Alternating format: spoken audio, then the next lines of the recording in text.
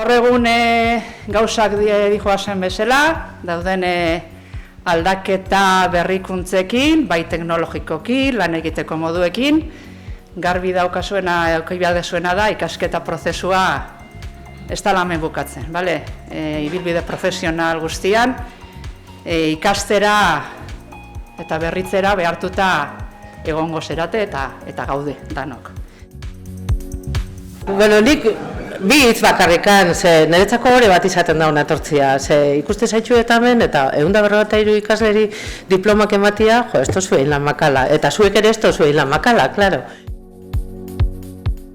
Talentua, digitalizazioa, sostenibilitatea eta kolaborazioa.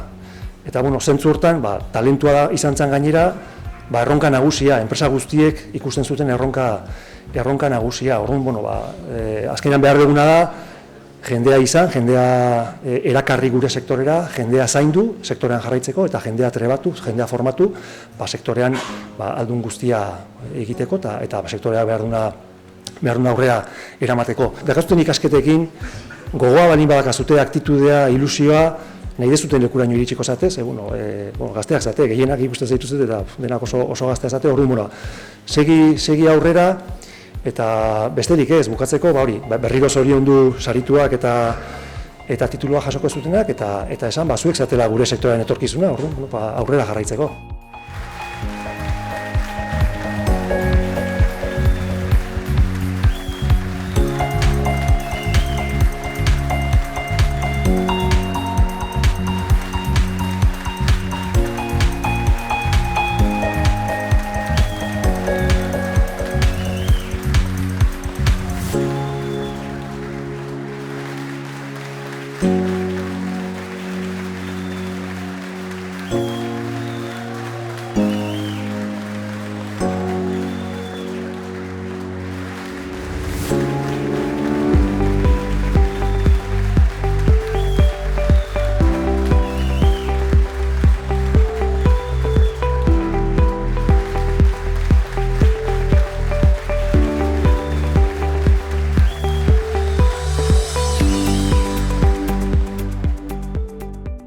Eta, bueno, ze esan, hemen zaozten guzti hori, eta zue sinistu biadozue zuen buruan gan.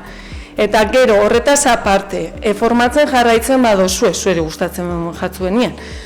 Eta hori da nahi da gero, jarrera hon badakazue, talde lanian empatia bat baldin badakazue, inoiz ez dozeukiko inongo arazorikan. Orduan, aurrera suerte eta zorionak.